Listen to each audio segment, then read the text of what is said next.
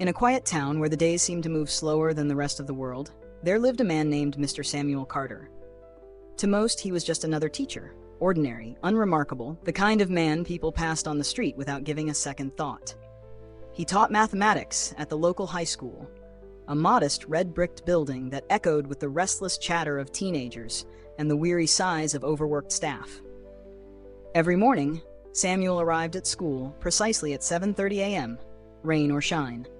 His shoes were polished but old, his jacket neatly pressed yet clearly worn from years of use. He carried the same brown leather satchel he'd owned for decades, its straps frayed, its corners cracked.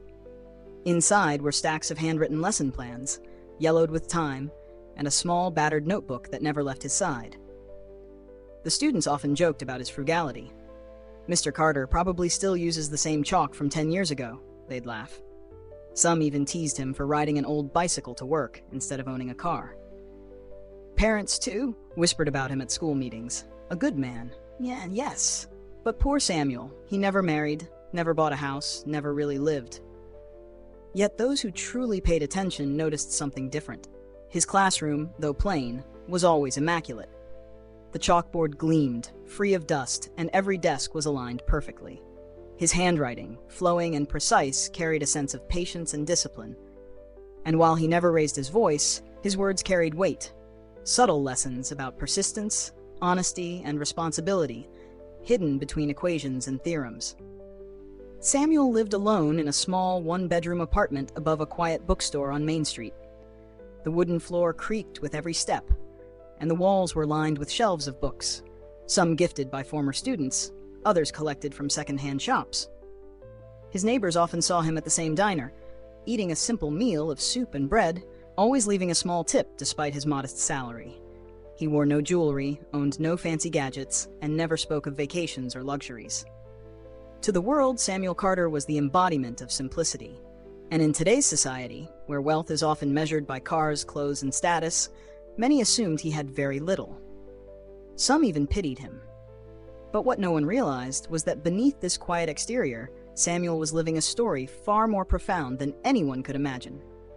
Because while others measured wealth by what they could show, Samuel measured it by what he could grow. There were small, almost invisible signs if you knew where to look. The way he'd linger at the bank a little longer than most, always depositing something, even if it was just a few bills. The way he read financial newspapers while others skimmed sports headlines. The notebook he carried everywhere, filled not just with equations, but with numbers of a different kind. Investments, compound interest calculations, dividend dates, savings goals, but of course no one asked. Why would they? He was just a teacher. And so Samuel's life continued in this rhythm, day after day, year after year. He taught, he saved, he lived quietly. His students graduated, moved on, and only remembered him as that humble teacher who cared more about discipline than about appearances. Until one day, everything changed. For what was hidden behind those walls, inside that little notebook, and within Samuel's heart, would not be revealed until his death. And when it was, it would leave an entire town speechless. What could a man who lived so simply possibly leave behind? And how did the teacher everyone thought was poor manage to hide a fortune that would change lives forever? The truth was, Samuel Carter's life had never been easy. For all his years of service, his paycheck remained small, barely enough to cover rent, food, and the modest books he loved. The school board often overlooked him when raises were given. Younger, flashier teachers, those who spoke loudly and dressed sharply, were praised and promoted, while Samuel quietly returned to his chalkboard, forgotten. At faculty meetings, his colleagues sometimes mocked him behind thin smiles. "Carter, still using chalk and a bicycle?" One teacher sneered during lunch. "Maybe you should join the 21st century." Samuel only smiled gently, adjusting his glasses. "The chalk still works, and the bicycle still moves forward," he replied. But when he turned away, he felt the sting of their words. The students, too, were often cruel. Teenagers, careless with their words, laughed at his worn shoes and old suits. "Hey, Mr. Carter," one boy jeered, "didn't they have sales at the thrift store this week?" The classroom erupted in laughter.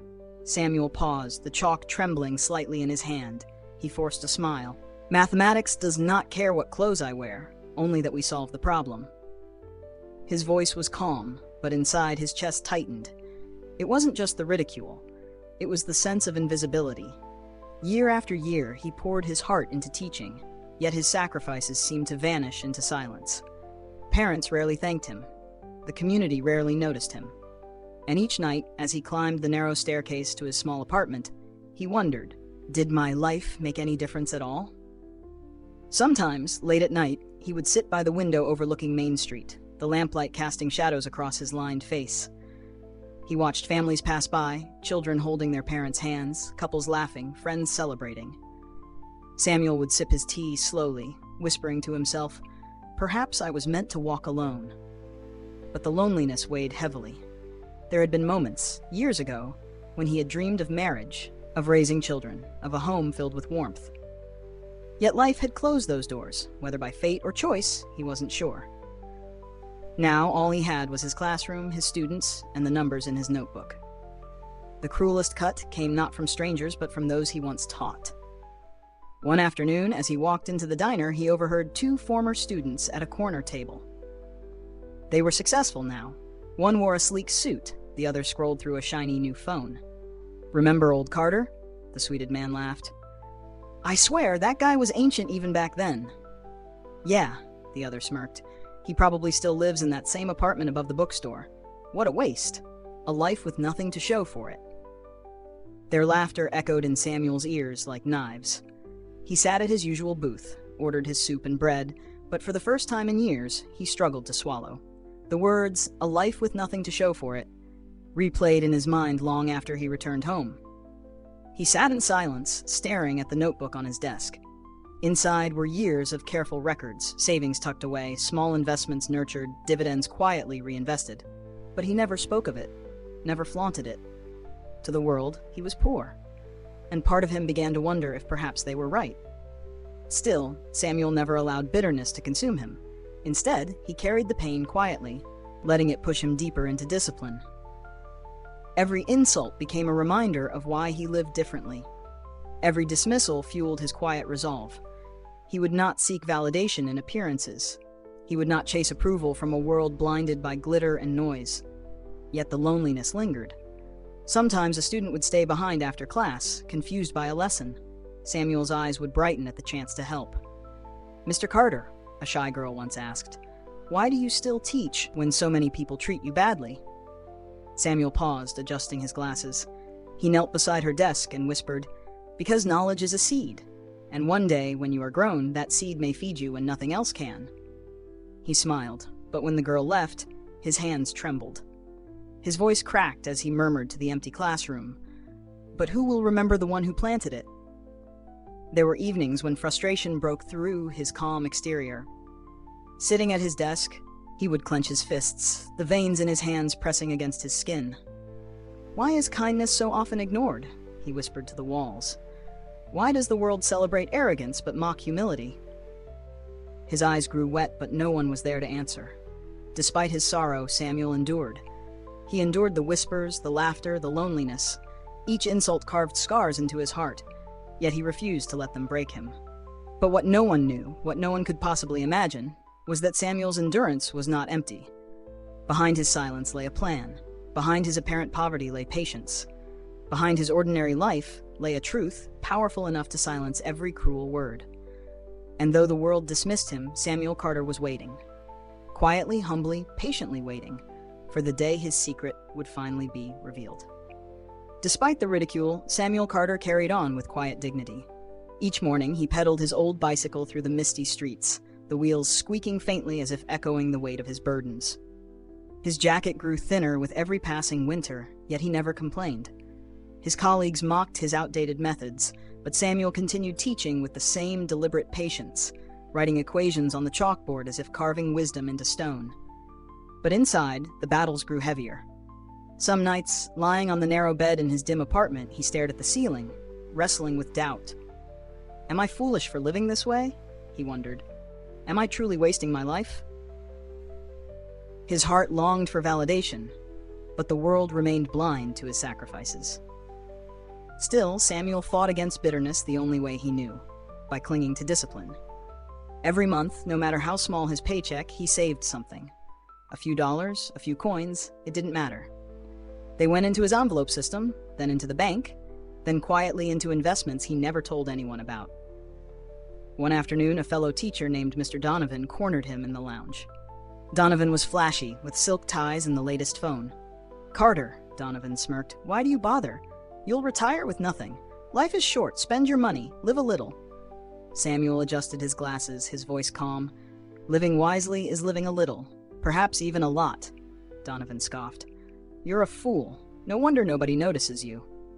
He walked away laughing, leaving Samuel gripping his satchel tighter, fighting the sting in his chest. The ridicule continued. But Samuel found small victories in unexpected places.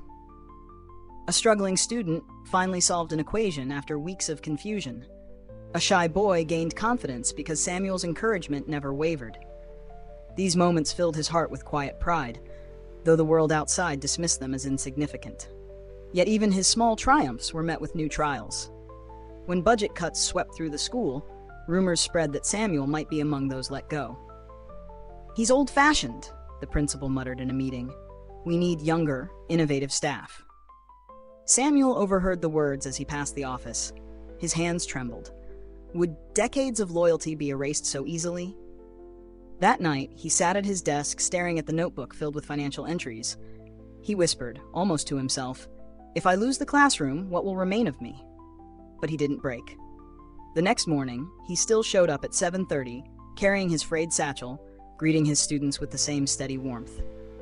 And though the decision to fire him never came, the fear lingered, gnawing at his spirit. The townspeople, too, continued their quiet mockery. At the diner, a waitress once asked, "Mr. Carter, why don't you buy something nice for yourself? Just once. You deserve it." Samuel smiled faintly. "What we deserve is not always what we need." She laughed politely, but when she turned away, he saw her shaking her head. Deep down, Samuel longed to shout the truth, that his life was not empty, that behind his quiet exterior lay years of careful planning, of wealth slowly growing in silence. But pride held him back. He refused to live for the approval of others, and so he carried the secret alone. Still, the burden grew heavier with time. One winter evening, a storm swept through the town. The power went out and Samuel's apartment grew cold. Wrapped in a blanket, he lit a single candle and opened his notebook. The pages glowed faintly in the flickering light, rows of numbers shining like hidden treasure maps. His breath fogged the air as he whispered, This is the life they cannot see." At that moment, he felt both powerful and desperately alone. He had built something extraordinary, but no one knew. The tension reached a breaking point when another teacher, Mrs. Holloway, confronted him in the hall. "Samuel, why do you live like this? You're wasting away. Don't you ever think about your legacy?" Samuel paused, the words striking him deeply. Legacy? What would he leave behind? Would his students even remember his name in 10 years? He forced a smile. Sometimes the greatest legacy is not seen in the moment, but in the seeds left behind. Mrs. Holloway shook her head, sighing. "You're too idealistic. This world doesn't reward men like you." Her words echoed long after she left. That night, Samuel wrote in his notebook, his pen scratching against the page with unusual intensity. "If the world never rewards me, then let my life reward someone else." From that day, his secret efforts grew sharper. He diversified his savings, studied more financial strategies, even wrote letters to his bank detailing how his assets should be handled if he passed. His heart knew time was shorter than it seemed, and yet no one around him noticed. To the town, Samuel Carter remained the poor, lonely teacher who ate soup at the diner and wore the same brown coat year after year. But in truth, the storm was gathering. A revelation, years in the making, was approaching, and when it came, it would silence every cruel laugh, every dismissive word, every underestimation.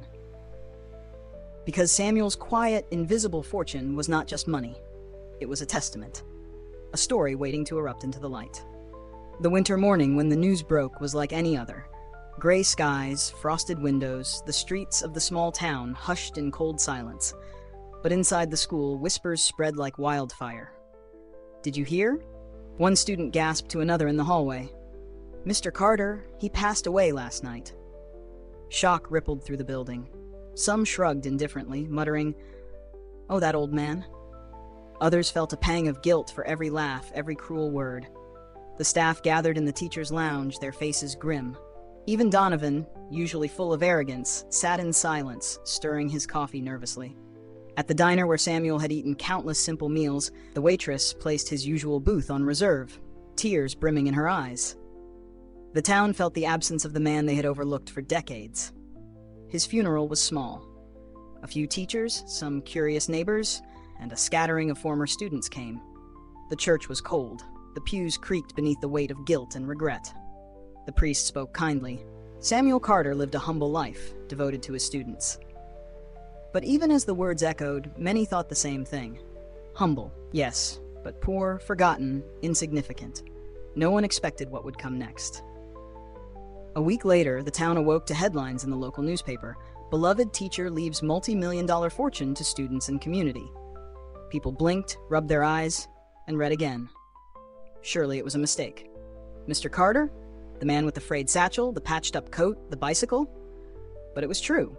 The lawyer handling his estate held a press conference at the town hall. Stacks of documents lay on the table. Bank statements, investment portfolios, savings accounts, letters written in Samuel's precise handwriting. His quiet discipline over decades had blossomed into a staggering fortune. Gasps filled the room as the lawyer read aloud. Mr. Carter's estate, valued at over $3 million, is to be divided as follows: scholarships for students in need, funding for the local library, and donations to the school where he taught. The crowd erupted in disbelief. Donovan, pale and trembling, muttered, "$3 million?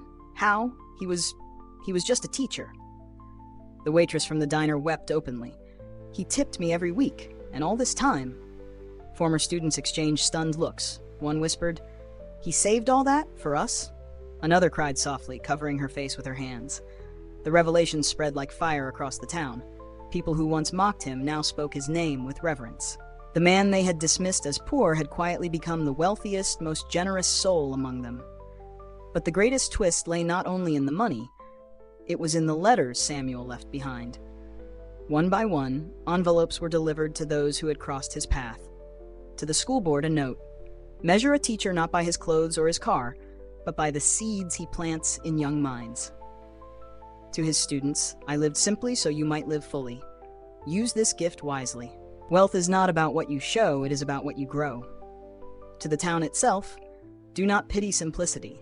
Sometimes the richest roots lie hidden beneath the soil." Tears fell as the letters were read aloud at the memorial service.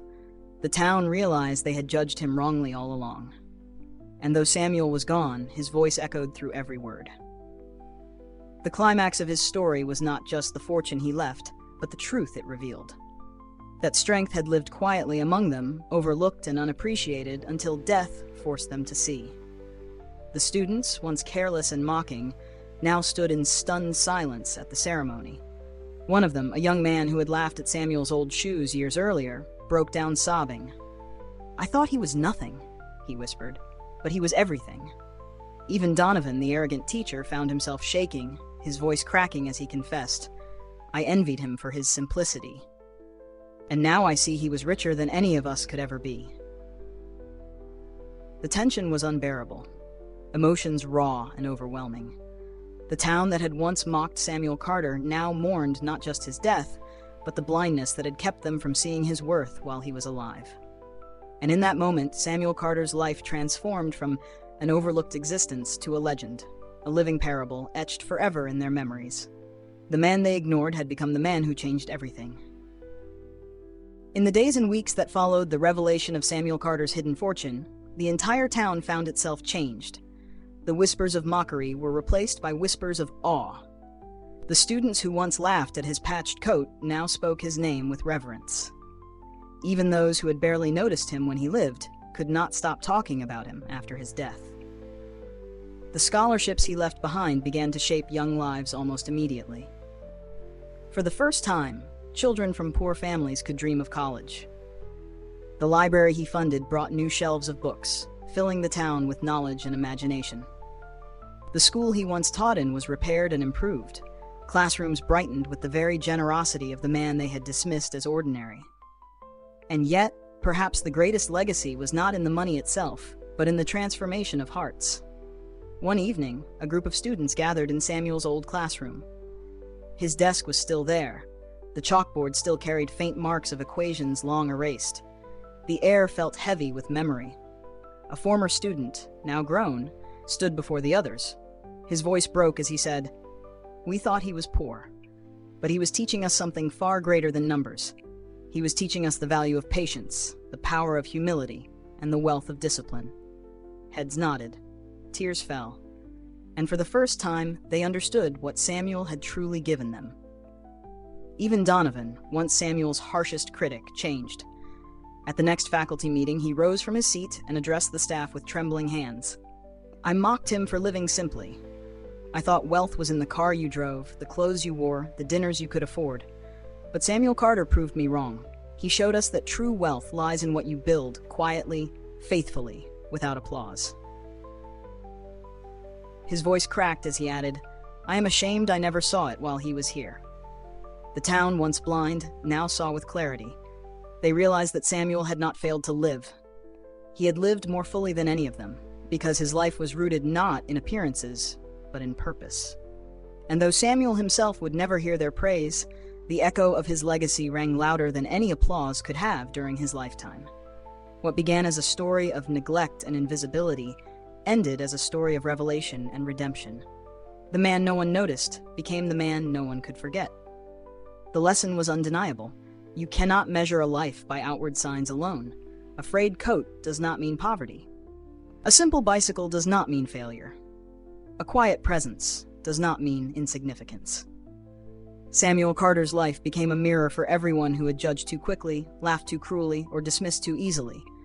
And in that mirror, they saw their own errors and a chance to change. Perhaps that was his greatest gift of all. Not the fortune, not the scholarships, not even the repaired classrooms, but the reminder that every life, no matter how quiet, can hold immeasurable value. And so, as the seasons passed and new generations of students entered the school, his name lived on. Stories of his humility and hidden wisdom became legend. Young students would ask, "Who was Mr. Carter?" And teachers would answer, "He was a man who showed us that true riches are not always seen, but always felt." In the end, Samuel Carter proved a timeless truth. Never judge a life by its surface. Sometimes, the greatest wealth lies hidden in simplicity, waiting to be revealed. His story reminds us that what you plant in silence may one day bloom in abundance, and that a life lived with purpose is never wasted.